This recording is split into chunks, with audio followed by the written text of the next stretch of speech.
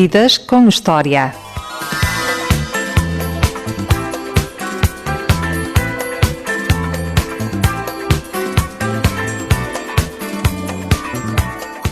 Nesta emissão do Vidas com História não tenho uma história, mas sim 3 histórias que se fundem entre elas.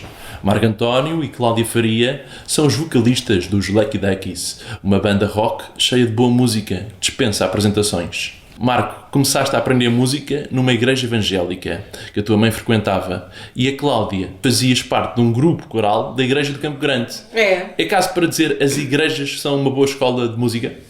Eu acho. E por experiência própria, foi onde eu comecei a aprender a tocar guitarra numa escola de guitarra, mas sentia-me uma situação muito formal e de aprendizagem académica, percebes? Então, e porque o que eu queria na realidade era cantar e tocar logo. E quando passei para a igreja, automaticamente houve uma aceleração nesse sentido. Numa escola tu tens que praticar primeiro.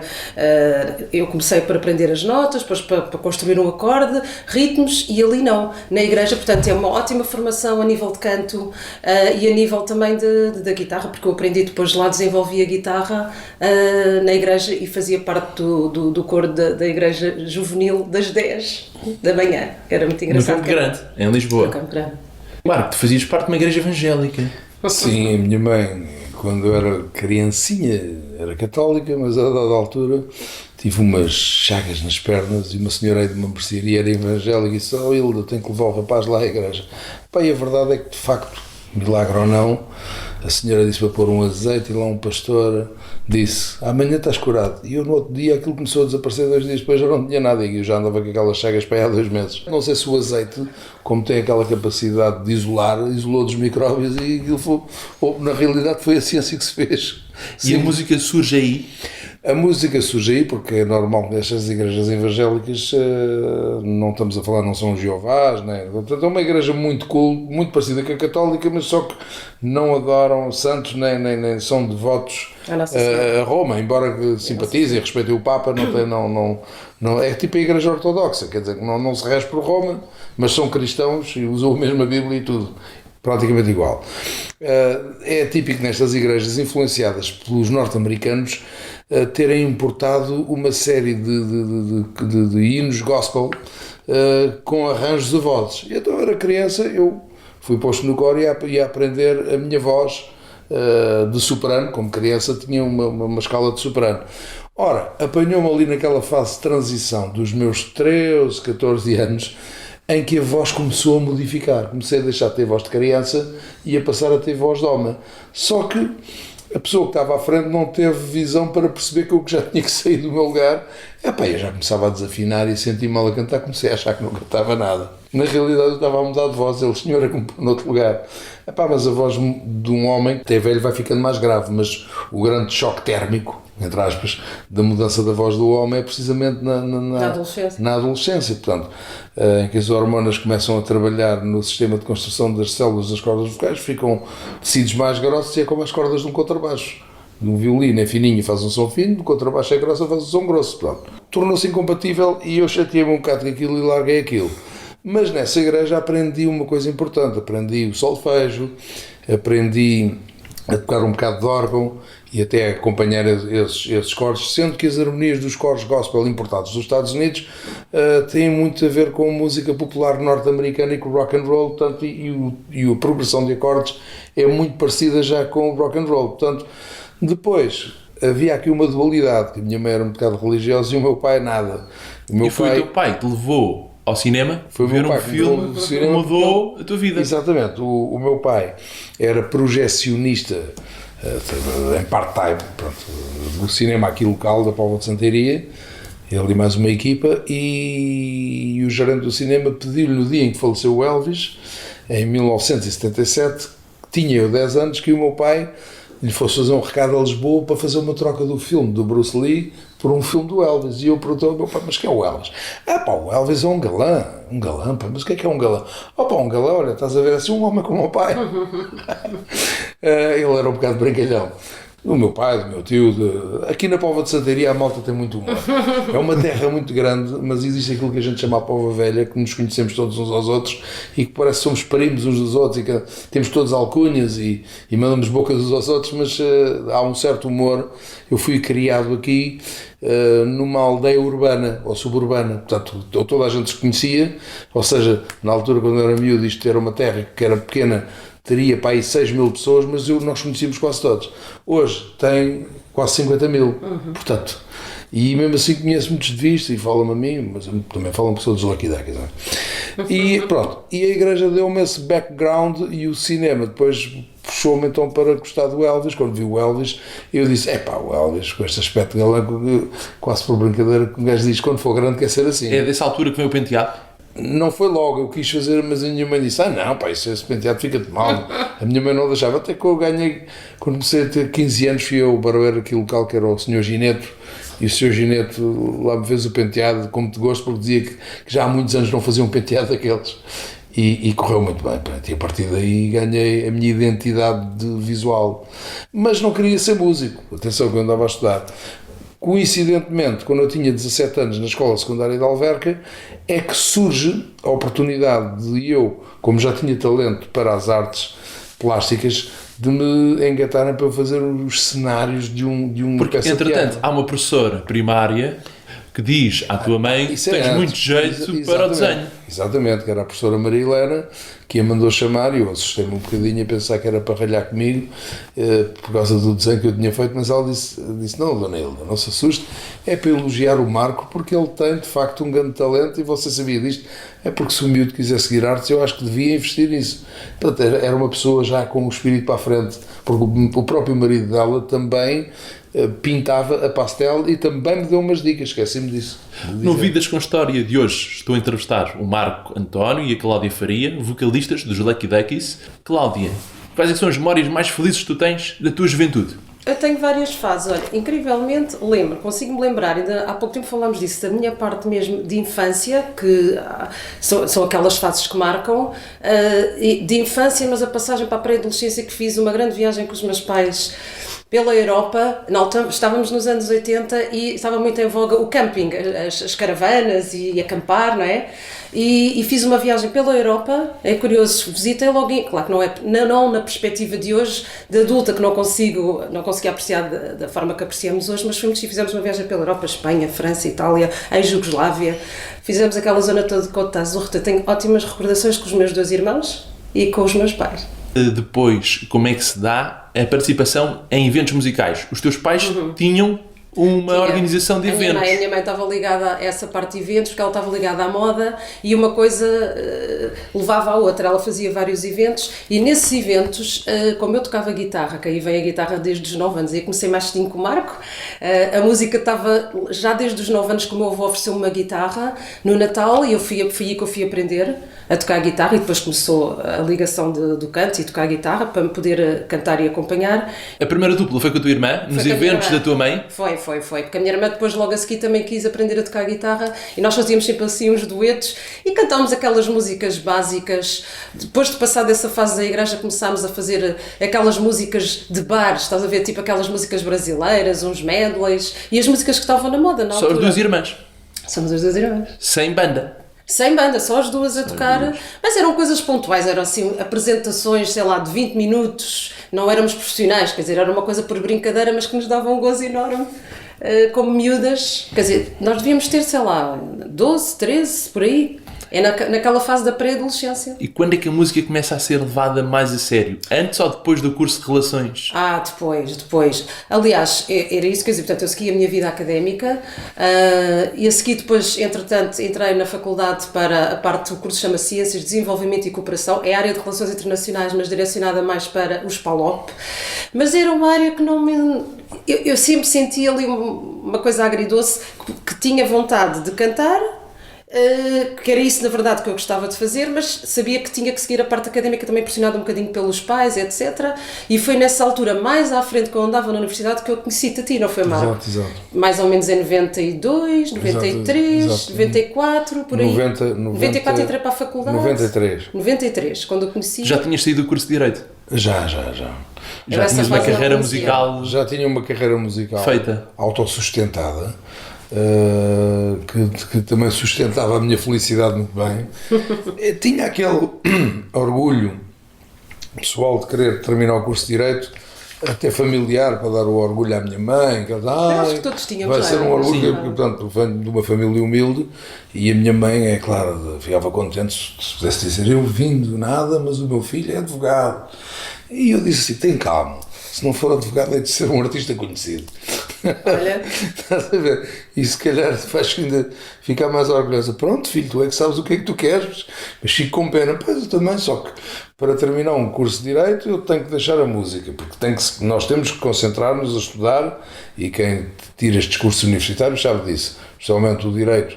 Tem que se decorar muitos artigos, tem que se decorar muita jurisprudência, articular muitas ideias, e tem que haver uma dedicação, sem essa dedicação, por mais que tentemos, por mais inteligentes que sejamos, não temos matéria-prima previamente estudada para articularmos testes, e depois não dá. Pronto. E então, como eu era mais jovem, e o tempo certo para fazer aquilo que eu estava a fazer, que era como tocar com os Lucky Duckies nos melhores clubes de Lisboa, nos melhores hotéis, Zomar, catapultado para cruzeiros. Atrás, quando é que surgiu a ideia de formar uma banda musical? Primeiro não se chamava Lucky Duckies, tinha outro nome. Ora bem, como eu te disse, eu ia contar há bocado a história da escola. Aqui da Póvoa de Santaria. Não, em Alverca, aqui ao lado, pronto, aqui no município. Escola secundária Gago Coutinho. Eu andava lá e uma das minhas professoras era assistente do Sr. Luís Andrade, que era o diretor da RTP. E ela estava envolvida porque era a escola que queria produzir uma espécie de um musical dedicado aos ídolos, desde o tempo da Grécia aos ídolos da atualidade. E um dos ídolos da atualidade era o Elvis Presley. E havia um colega meu, que era vocalista de uma banda, infelizmente o Necas já faleceu, que tinha que fazer de Elvis, só que o tipo cantava bem, só que baldava-se muito e teve aí um acidente e teve um problema de braço e não pôde ir aos ensaios, e então estávamos para abolir o papel, até que a professora disse, Marco, tu que até és fã do Elvis e tiveste a ideia de se pôr o Elvis e tens essa poupa, não cantarás. Eu canto umas coisas, mas acho que o Necas canta melhor que eu, mas experimenta. Eu fui experimentar e de facto aquilo correu muito bem. E a poupa já lá estava. O Marco, com este aspecto visual, até não desprezando o modus cantando e do Necas, o Marco faz muito bem o papel e temos já substituto. Pronto, aquilo correu bem. Quando cantei para 2.000 pessoas com 16 ou 17 anos, e via o indivíduo, sabes que naquela altura nós os rapazes afirmamos um bocadinho, então somos solteiros a ver quem são as miúdas que olham mais para um gajo. Eu via as miúdas ali a quase a puxar os cabelos, como nos concertos dos Beatles. A adrenalina toda. Isto até me arrepiou, isto. Já percebi que eu gostava de fazer isto mais vezes. E depois comecei a tentar montar umas bandas aqui, depois faltavam uns ensaios, até que quando tinha aí os meus 2, 3 anos depois, aqui com rapazes aqui da Póvoa de Santaria, dos quais às vezes toca comigo dos Lucky Duckies, o Nuno Duarte, meu amigo, comecei a montar uma banda, e o Nuno é que era o líder, porque era mais velho que eu 1 ano, e isto contava naquela altura, e percebia mais de música, e o Nuno, a gente vai tocar coisas do Nat King Cole, do Sinatra, coisas dos grandes autores, que o professor François nos deu uns livros de jazz para a gente aprender, e vai ser música pro, vamos ser os pró-músicos. Música profissional. Isso parece quase uma escola de música. Então, isto é uma escola de bom gosto, mas pronto, manteve-se esse nome ali no início, mas eu não gostei muito, até que por ver o boneco Lucky Luke, a minha mãe diz, esse rapaz, esse boneco, quando às vezes lhe cai a pala para a frente, parece tu quando o teu cabelo cai para a frente. E eu disse, isso é que devia ser um nomezinho para o teu grupo. Foi a sugestão da minha mãe. O Lucky Luke. E depois tinha lido que os tipos que usavam penteado Elvis tinham alcunha naquele tempo de Duckies, porque usavam o Ducktail, que era o nome do penteado. E eu disse, olha que este trocadilho não é mau, em vez de ser os Lucky Lukes, porque isso é tirar, podia ser Lukes com 2 Os, ter um aspecto feliz. Sim. Os Lucky Lukes não, mas podiam ser os Lucky Duckies, os patinhos sortudos, porque o Ducky também tem o sentido segundo figurado do indivíduo que usa um ducktail. The Lucky Duckies. Mãe, repete lá esta frase. The Lucky Duckies. E a minha mãe disse, The Lucky Duckies. Não sei como é que se escreve, mas soa bem. Rima. Tanto uma velhota. Sugeria a banda. Vocês já dominavam bem o inglês, porque uma grande parte do repertório dos Lucky Duckies é inglês. E é um inglês muito bom mesmo, não é? Pronto, como eu te disse, tornei-me fã do Elvis aos 10 anos e comecei a cantarolar. Enquanto ia aprendendo na escola, eu já ia ouvindo as músicas e tentando cantá-las. Ia tentando tirar as palavras por fonética. Ora, à medida que ia aprendendo inglês, colateralmente começava a perceber que na fonética as palavras que eu escrevia em português estavam mal escritas e começava a escrevê-las em inglês. Mas já conhecia o som delas, ou seja, eu desde criança, aliás, nós todos os portugueses temos alguma facilidade a falar em inglês, porque nós temos os filmes com legendas e nós desde crianças que nos habituamos. Claro. Vais aqui ao lado da Espanha e vais ao Brasil, em que os filmes são dublados e aí que tiram um doble, pá, tu não conheces a sonoridade. Ou seja, o teu cérebro, na fase de aprendizagem, não conhece a sonoridade e depois quando tenta ler, tenta sempre adaptar as regras da sua língua local utilizando o alfabeto latino. Mas tu, independentemente de seres português, há portugueses não têm, ele tem um bom accent, é verdade. Pronto, mas tem a ver com este gosto. Eu penso que ouvir desde miúdo, eu acho desde que miúdo, portanto, a ouvir desde os 10 anos e a dedicar-me a cantarolar por cima e a tentar imitar, isto puxou por mim para ter aquele accent e para eu perceber quando um cantor não era americano e tentava cantar em inglês, eu fazia assim, não, este tipo não canta mal, mas a pronúncia não está bem. Não, e a dicção naquela época é completamente diferente de um cantor norte-americano dos dias de hoje. Sim, Atenção, o próprio pronúncia de hoje, aliás, a pronúncia portuguesa evoluiu em 50 anos e a pronúncia dos American Standards também evoluiu. Há coisas que eu não consigo perceber de cantores hoje que estão a cantar em inglês por causa da dicção. O próprio Sinatra e eles falavam de forma e cantavam de forma diferente de hoje. As palavras modificaram-se, a própria pronúncia modificaram-se, os R's desapareceram praticamente. É you are. De antes ainda havia you are. Hoje é you are. You are my sunshine, my only. Daquele tempo era you are my sunshine, my only sunshine. E hoje é you are my sunshine, my only sunshine. Estás a ver como é que a língua mudou? É assim que mudou. No Vidas com História de hoje, estamos à conversa com os Lucky Duckies, com a Cláudia e com o Marcos. Quando tocaram para o Barack Obama, ele pensou que estava a ouvir uma banda americana? Olha, eu não sei o que é que ele pensou. Ele também foi ali, se foi meio minuto ou coisa, foi muito. Não, nós fomos contratados para fazer um evento que não nos queriam dizer o que é que era e pediram-nos altas normas de segurança, pagaram bem. Foi para aquela embaixada, mas eu calculava o que é que era. E quando fomos fazer o evento, de facto era para animar a comitiva do Presidente Obama na Cimeira da NATO de 2010. O Obama entrou na sala para ver, a sala estava decorada tipo Casino de Las Vegas, com um palco, em que partilhávamos com uma banda cubana, curiosamente cubana, porque há muitos militares descendentes de cubanos, mas que estava sediado em Espanha. Eles não trouxeram nenhuma banda dos Estados Unidos, os Lucky Duckies e mais um DJ espanhol, e nós atuámos ali, tocavam os Lucky Duckies meia hora, depois tocavam os outros, depois havia intervalo, as pessoas comiam e bebiam no buffet e os jornalistas eram lá que iam relaxar. Isto já tinha a ver com o contacto anterior, porque os Lucky Duckies, há anos atrás, eu ainda não fazia parte, tinham estado a tocar na Embaixada dos Estados Unidos. Exatamente, nós tínhamos sido descobertos aí Até que Enfim num bar em Lisboa, que era muito conhecido na altura, pelo finais dos anos 80 e princípios de 90, pelo Mark Lang, que era o chefe dos submarinos, chefe da segurança da embaixada, que ia casar com uma portuguesa, filha do Sr. Feist dos Brinquedos, que já chegou a ser candidato à Câmara de Lisboa. E então viram a banda e acharam que a banda soava mesmo americano, eles não estavam para gastar dinheiro numa banda dos Estados Unidos, toda a logística de viagens e essas coisas, e então falaram se a gente fazia casamentos, e disse, sim, às vezes fazemos, depende dos casamentos, nós também já éramos seletivos porque não queríamos, já tínhamos tido a má experiência de fazer um casamento em que vinham pedir, com todo o respeito tanto dos colegas pimbas, mas que vinham pedir música pimba, mas um conjunto qualquer que venha a um casamento tem que saber tocar música pimba, só que não leva mal, com todo o respeito, nós não somos um conjunto qualquer, nós somos um mau conjunto que nem música pimba consegue tocar. Mas também se calhar os pimbas não tocam o que a gente toca, portanto estamos pagos.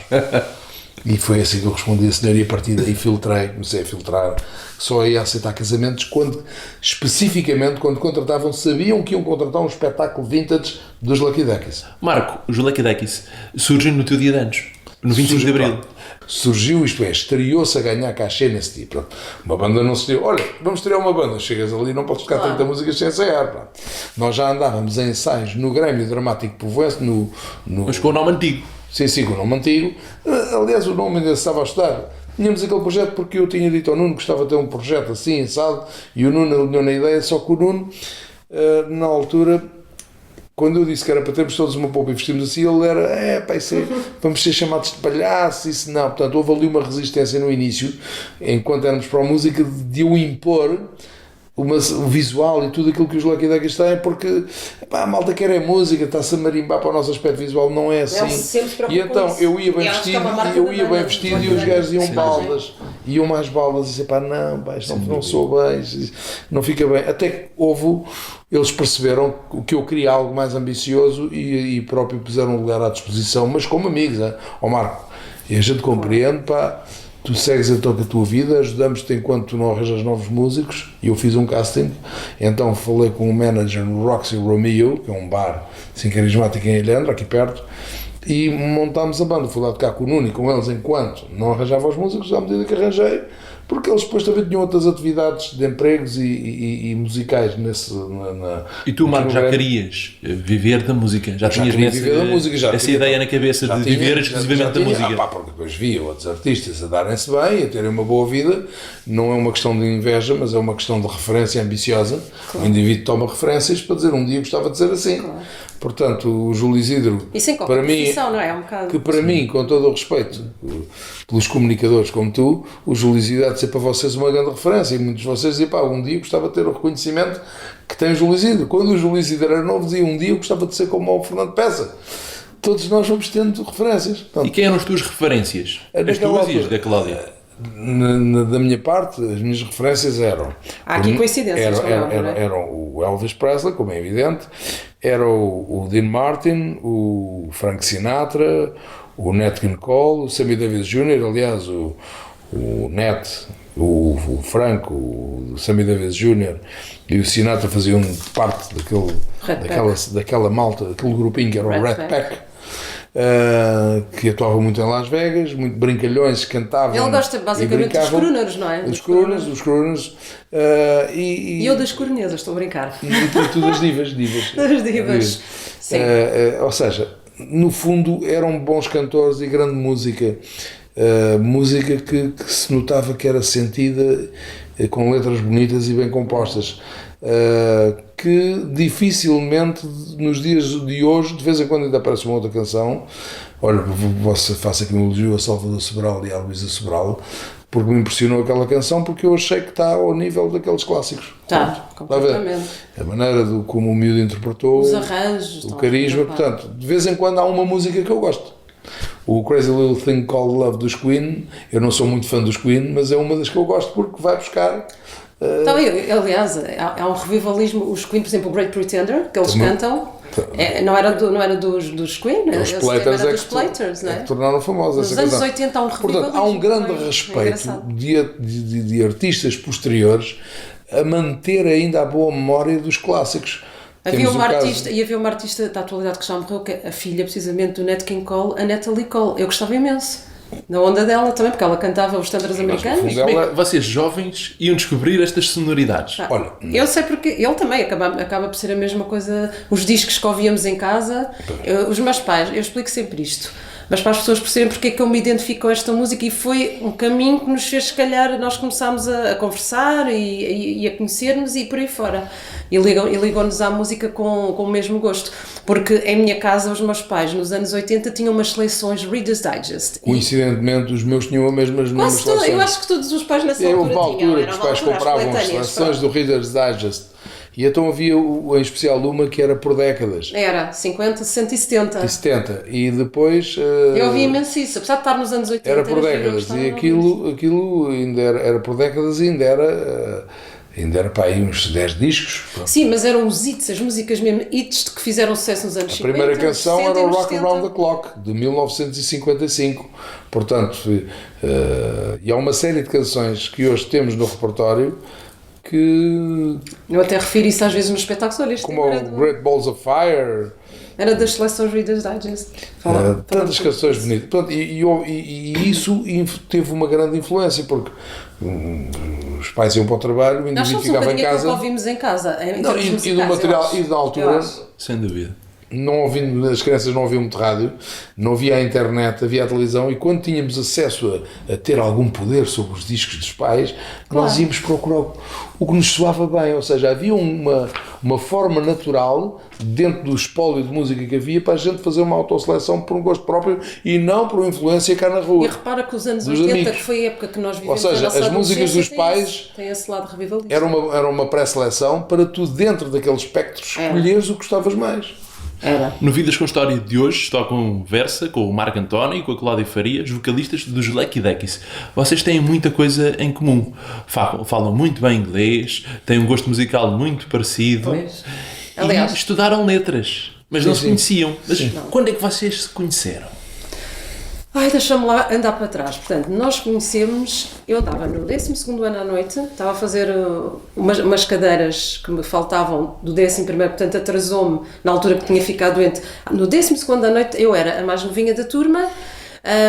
E tinha uma colega minha que era aqui da zona da Bobadela, eu sempre morei em Alvalade, eu nem sabia o que era isto, a Mas Bobadela. primeiro tinhas ido à costa da Caparica. Ei, ai, desculpa, então ainda tenho que voltar para trás, eu já não me lembro, é porque a nossa vida, vista de cima, com os pontinhos vermelhos, parece que os pontinhos andaram assim. GPS andaram sempre ali a cruzar-se, hein? Cruzavam-se, mas não se encontravam. Então, se eu vou mais Ou atrás. então espera aí, eu encontravam-se, vou- mas não reparavam no Não. outro. Espera, uma coisa melhor ainda. Tu tiveste uma festa no técnico. Técnico. Eu tinha 13 anos. Que idade é que tu tinhas? 13, 14? Que tu tinhas mais 6 ou 7. tu. Portanto, o Marco já devia ter aí os seus 18, 19. Não, tinha 20, foi no início. Foi? Tu devias ter E eu 14 sei, anos. tenho quase a certeza. Tens para aí 14 Não anos. consigo confirmar, mas que eu estive numa festa, fui com os meus amigos e irmãos, que eu tenho irmãos mais velhos, e fomos a essa festa no técnico. E esta banda, os Lucky Dackies, estavam lá a Porque tocar. eu- E ficou-me logo. E pá, eu adoro esta sonoridade. Eu fazia parte Estás a lá ver? da Tinha 13 associação anos, é giro. da académica da Faculdade de Direito e depois tinha contactos com as outras universidades. E era fácil, tinha as cunhas montadas, pá, vou fazer um concerto aqui, gostava de fazer uma tour. E nessa acabei- altura já conseguias viver da música? Os Lucky Dackies já Sim. Sim, já ali tinha já havia 20. uns cachezitos. Não, mas não vivia. Mas da ainda não música. tocavas em cruzeiros, só mais tarde. Não, isso foi mais tarde. Primeiro fez os Isso- bares, os isso bares foi- de Lisboa. Primeiro foi começar a fazer festas universitárias, a dar a conhecer. E a banda sempre teve os mesmos elementos ou foi mudando? Foi mudando, mudando, foi mudando. claro. Pronto. Foi adaptando-se ao tempo. Porque a banda, inicialmente, ainda que eu quisesse que tivesse um aspecto profissional do ponto de vista visual e da performance, do ponto de vista económico, não era profissional, até porque eu estudava e tinha que sustentar os meus estudos com alguma segurança e tinha empregos meio gás Quer dizer, ligados à houve uma publicidade. fase que ele fazia as duas coisas, Fazia não é? as duas coisas, Para portanto. poder... E então não podia aventurar, porque o tempo era limitado, depois fui para a tropa, tirei o curso de oficiais milicianos e depois saí da tropa e fiz exames em regime militar na faculdade, mas pronto, mas durante o período que andei na faculdade, eu trabalhava de dia e estudava de noite nos 2 primeiros anos. E tinhas como professor E tinha como professor Marcelo Rebelo de Sousa. o professor Marcelo Rebelo de Sousa, exatamente, o nosso atual Presidente da República. tinha o António Costa E tinha como o António assistente Costa também. como assistente subturno. Portanto, eu era aluno ao mesmo tempo do atual Presidente e Primeiro-Ministro, respectivamente. Portanto, Eles não é- conhecem perfeitamente os Lucky Dackies. Exato. Tens boas recordações do curso de Direito. Tenho, muito boas recordações. Ele era ótimo aluno. Eras bom aluno, eras o bom melhor aluno. aluno da noite. Era o melhor segundo ouvi aluno da dizer. noite, era o melhor aluno da noite, modéstia à parte. E o facto de gostares de latim ajudava?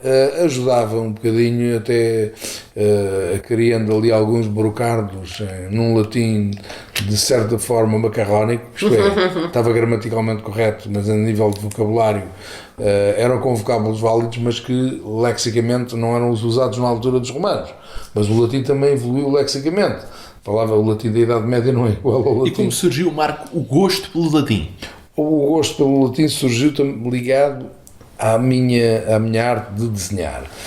Como eu fiquei aqui muito conhecido na Póvoa de Santana por ser um miúdo habilidoso para desenhar, foi-me dado, daqueles trabalhos que havia de part-times e não sei o quê, foi-me dado um trabalho, na altura por um antigo presidente da Junta, para eu ir decalcar assim em papéis vegetais grandes, os azulejos, na altura não havia o sistema fotográfico, a malta não pensava disso, como o digital, para eu ir decalcar os quadrados dos azulejos de uma capela que havia aqui da Quinta da Piedade, porque ia entrar em obras e estavam com medo que se partisse, porque tendo depois esses papéis, podia-se dar a pintores de azulejos para eles restaurarem.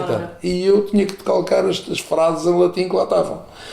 E eu comecei a ficar curioso o que é que eu queria dizer. Claro.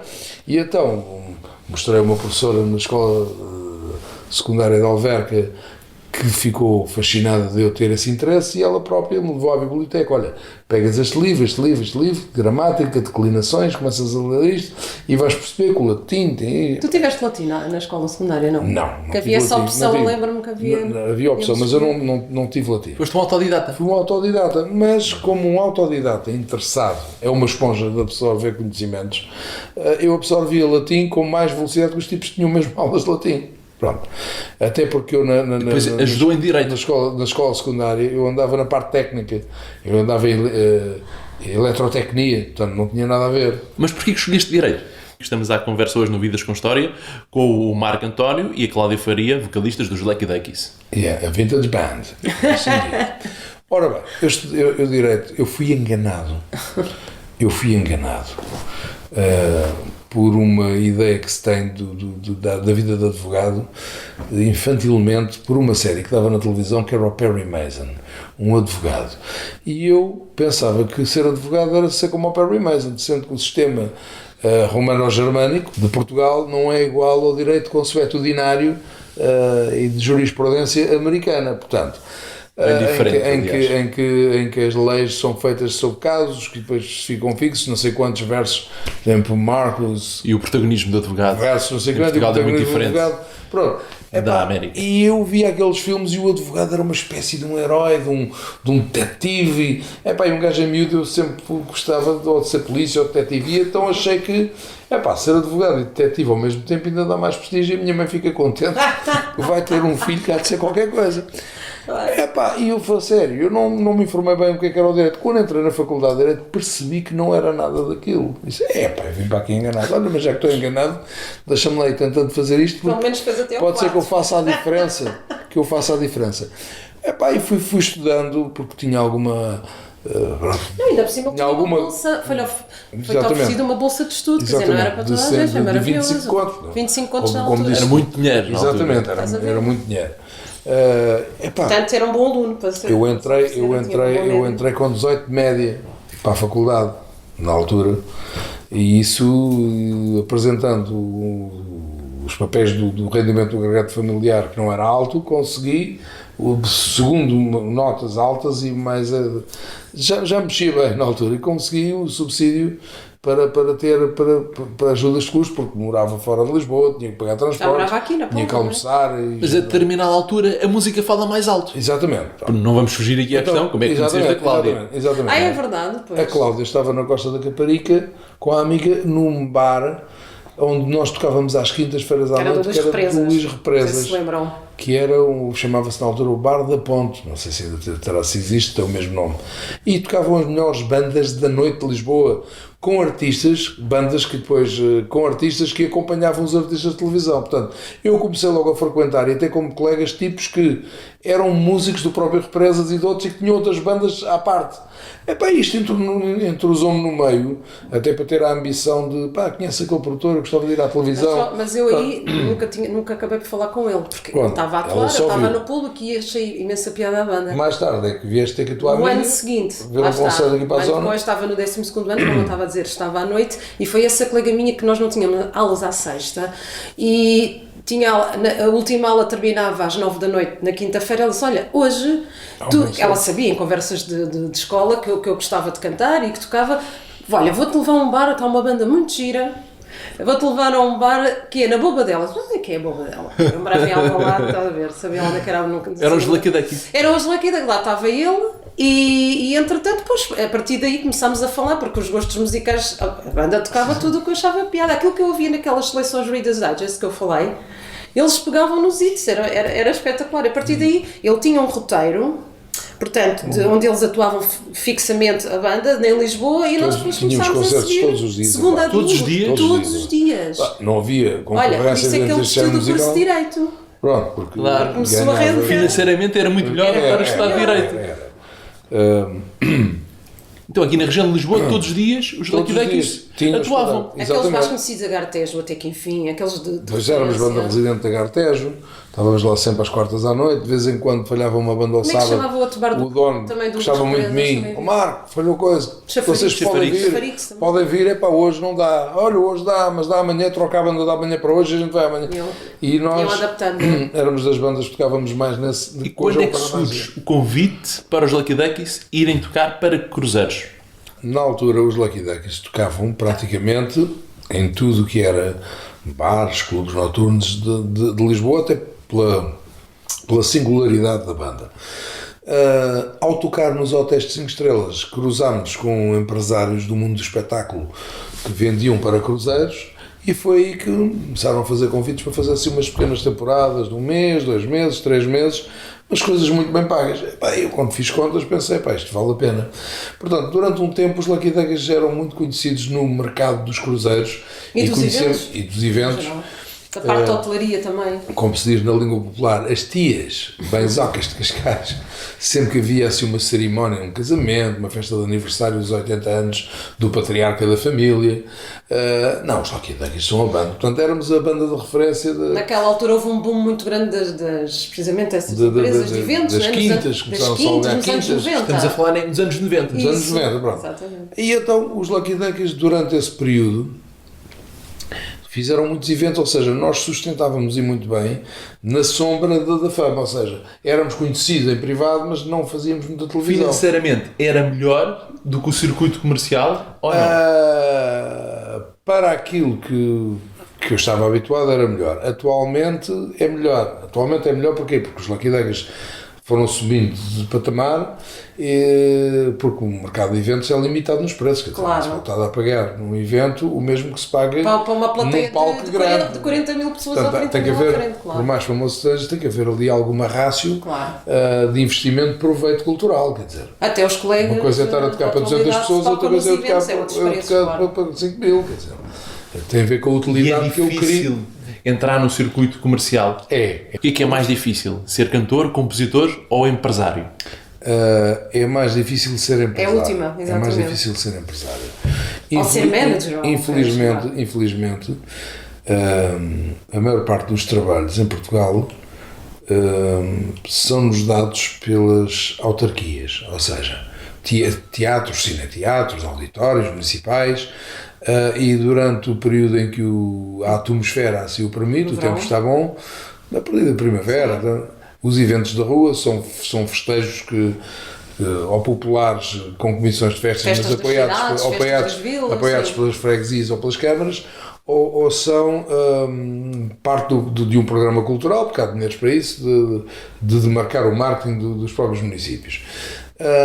E o critério da maior parte dos municípios é um critério de tu não contratas um artista, tu contratas uma agência. Ou então, a agência ser muito depois. conhecido, estás a dar, também tem a ver Sim, com mas isso. muitas vezes tu contratas uma agência e a agência Sim, é também. que impinge os artistas ao autarca, que o autarca parte do princípio que não é um indivíduo que anda aí a ver televisão a ver o que é que dá ou deixa de dar. Na própria casa, a família refletia sobre o autarca o que é que gostava de ter. Mas depois também há o agente que, já me aconteceu isto várias vezes, que um autarca diz, vocês são de Jesus, vocês vão tocar este ano lá na minha festa. E depois eu espero o contacto, mando e-mails e não venho, até que descobri que o agente ficou ciumento porque eu fiz um contacto direto com o seu presidente e está-lhe a estragar o negócio. E dá a volta ao presidente e eu não vou. Portanto, há alguma corrupção que eu suspeito no mercado português a nível das autarquias, mas muitas vezes não é corrupção, mas é um bocadinho um relaxamento demais da parte de quem programa e que mete nas mãos de particulares que só vêem dinheiro à frente a programação do evento. Isto é uma parte do espetáculo onde há muito dinheiro, né? Entre as autarquias, não é? Há muito dinheiro mesmo. E eu acho ridículo, por exemplo, tu vais ao norte e vais vendo cartazes pela estrada do município X, em que o cartaz é artista A, B e C, e depois ao lado tens artista C, B e São A. os mesmos, só que Ou trocam a seja, ordem. são sempre os mesmos. Um circuito É fechado. um circuito fechado É o mesmo pacote. dos tais 3 ou 4 agentes que dominam o mercado. Portanto, são os os artistas- chamados senhores disto São tudo. os artistas estes da New Wave, que aparecem agora, que estão na moda, que vão sempre para sempre, e depois são aqueles já muito antigos, que estás a perceber que acabam por pertencer a estas agências Nós E principais. a qualidade nem sempre é reconhecida. Não, a qualidade não sempre é reconhecida porque nem se sabe, porque as pessoas que contratam, muitos deles não têm qualquer formação musical, portanto, como é que podem aferir da qualidade musical se eles próprios Sim, não há sabem pessoas que nem têm música? nada a ver com a área E como eu digo, depois as rádios, as principais rádios, não vou dizer nomes, estão um bocadinho feitas com esses tais agentes, com editoras, e há aqui um lobby fechado que tu passas na minha rádio, estás a dar. Se estás a dar, vais ter concertos. Se vais ter concertos, vais faturar bem. Se vais faturar bem, quanto é que é a minha fatia? Quanto é que me calha a mim? É a volta de 360 graus. Portanto, Se passas nas editoras, se a editora, se estás com uma major e depois essa editora major já domina as novelas, que dá-te projeção em termos de música, fica a bater a música, as rádios principais, não é? E depois os empresários e os management, está tudo, portanto isto é uma volta de 360 graus. E depois e que não é fácil. É difícil, É muito difícil difícil. entrar. pronto, e daí que eu elogio tanto e tem o que se Júlio ter Isidro, algum- que eu não conhecia o Júlio Isidro de lugar algum, e o Júlio Isidro começou a gostar dos Lucky Duckies por causa da música, por causa da peculiaridade. E da qualidade musical. Exatamente. Para quem E nunca começou-me a ouviu os convidar Lucky para um outro Duckies, programa porque ele via que as ouçam, pessoas- porque tem uma qualidade porque musical ele via que incrível. os seus espectadores gostavam. Olha, e hoje somos amigos, mas somos amigos porque o trabalho correu bem.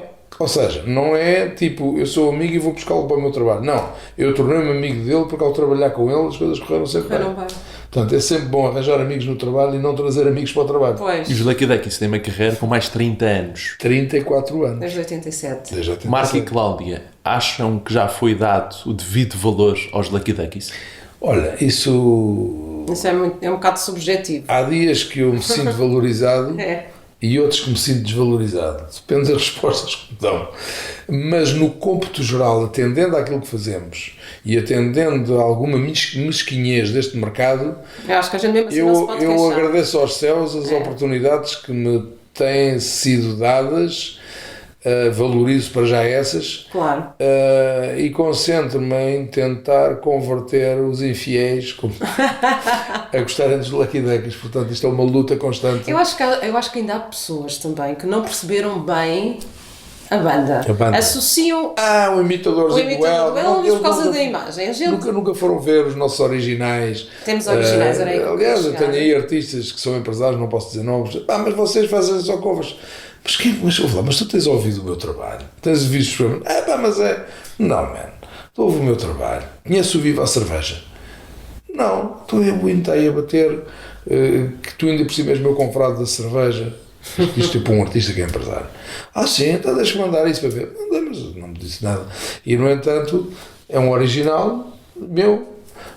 Os Lucky Duckies têm músicas em inglês Tem- como em português. Como em Sim, português. e Bora. originais em Há que português e em dizer, inglês. em Tu sabes inglês que, por é acaso, espetacular. Tu sabes Em que, por inglês. acaso, Não se nota Exato. o sotaque português nunca. por acaso. Sabes que nós Por temos acaso. pessoas no YouTube de todo o mundo, entre elas norte-americanos, Russos.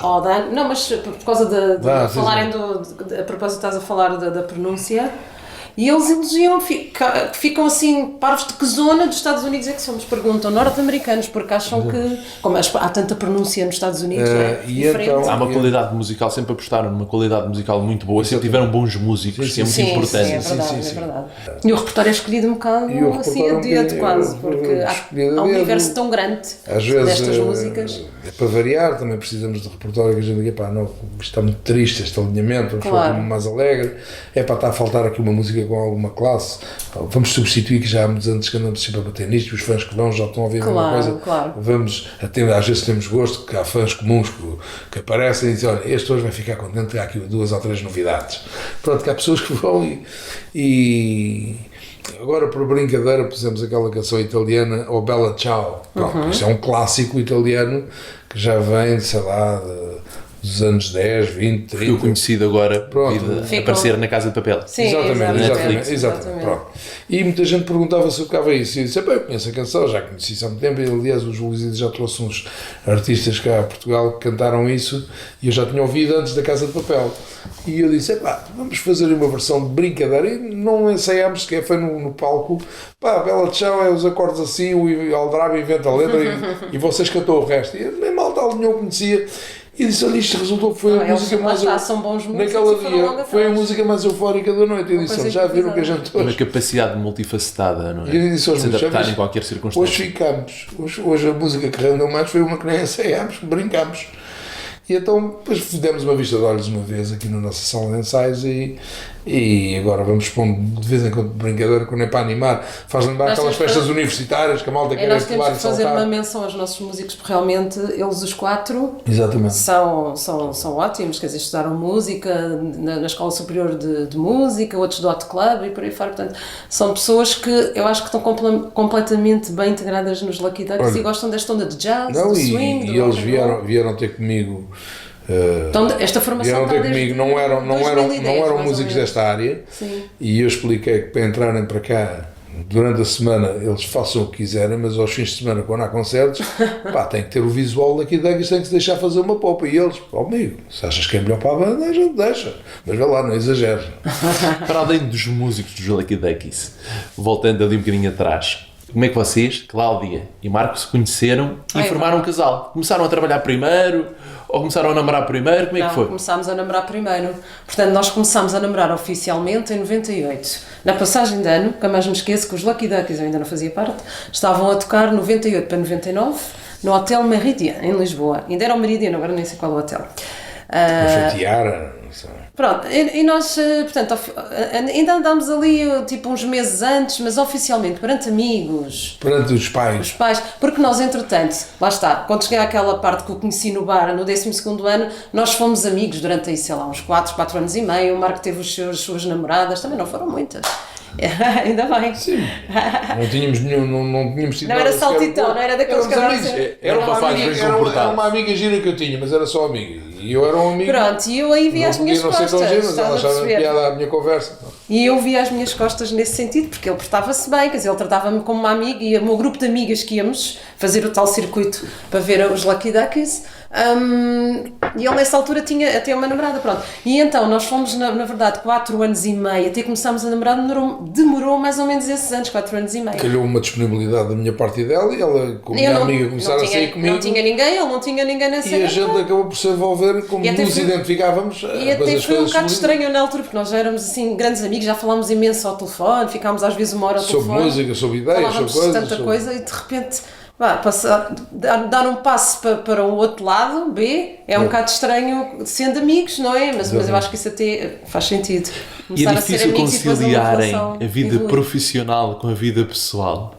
Nada. Eu acho que toda a gente coloca-nos essa questão. Nós vivemos 24 horas por dia, a não ser quando estamos a dormir, cada um está na sua, como é óbvio, mas não faz confusão nenhuma. E até te digo mais, acho que até depois de casados eu acho que as coisas ainda ficaram mais sérias, como é normal, e juntou-se o trabalho com a nossa relação, não nos incomoda nada, porque nós remamos para o mesmo lado, temos o mesmo projeto, sabemos de vida, não é? Sabemos separar as coisas, ou sabemos juntá-las, já nem sei. E quando há um desabafo meu, quando um está para baixo, trabalho, o outro levanta e vice-versa. Ela faz parte da equipa, da mesma equipa que eu e defendo, ou seja, não é mesmo um casal vir o indivíduo do emprego, chateado com o emprego e vir com má onda para a mulher explicar a mulher.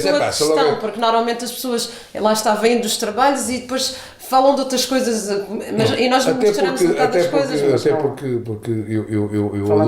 eu adulterei o provérbio que diz... O importante é as pessoas saberem separar as coisas. E eu disse, não, isso está errado. O importante é as pessoas saberem juntar as coisas. Claro. Se já partes do princípio que o importante é separar, a tendência é para a separação. Não, o importante é saber juntar. Porque todos Portanto, nós vimos com nós- educações diferentes, Nós partimos personalidades do diferentes princípio e que é temos que para pôr adaptar-nos. as peças do puzzle juntas e não para separá-las. Portanto, o importante é saber juntar. Mas São portanto, todos mas dias. foi isso, 4 anos e meio amigos, para resumir, depois coincidiu 4 anos e meio de 98, nós casámos em 2001, não, em 2001. 2003. Estamos a chegar à reta final Sim, do sim. Vidas com História de hoje. Estou à conversa com a Cláudia e com o Marco, vocalistas dos Lucky Duckies. Se a vossa vida fosse um filme, que título teria? Eu punha, o título era Oh, How Lucky We Are. Lucky de Lucky Duckies. Eu punha, Oh, How Lucky We eu Are. se calhar punha, Oh, how lucky we are. eu se calhar punha, you como give nós to somos me. otimistas, the best is yet to come. Pensar sempre assim, que o melhor ainda está para vir, porque é assim que podemos evoluir. Dois. Vamos para terminar. É uma rúbrica que é direta à cabeça. É para os dois. A primeira coisa que vier à cabeça vocês têm de responder. Ok? Simples, leve e descontraído. Prato favorito. Cada um diz o seu? O meu é a língua de vaca, Eu, estofado. eu gosto de vários, mas posso destacar cabrito. Um perfume. Ih, eu tenho. O meu é o Eu Tom posso ser- Ford, é o tabaco vanilla tabaco. Vanilla tabaco. Eu posso dizer o que uso, eu uso vários, mas olha, o que tu agora, por exemplo, é o Porto Fino da Dior. Um clube de futebol. Simpatizo com o Benfica. Sporting. Uma viagem. Las Vegas. Eu gostava de conhecer agora brevemente a República Checa. Praga. Para terminar a entrevista aos Lucky Duckies, à Cláudia e ao Marco, completem a seguinte frase. A vida é... Maravilhosa. Agora é brincar, a vida é bela.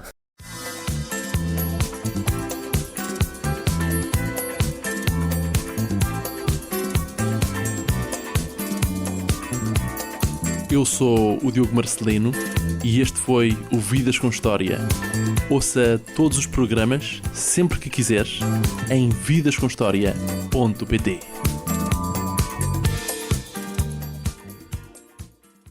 Suportes publicitários, artes gráficas e merchandising.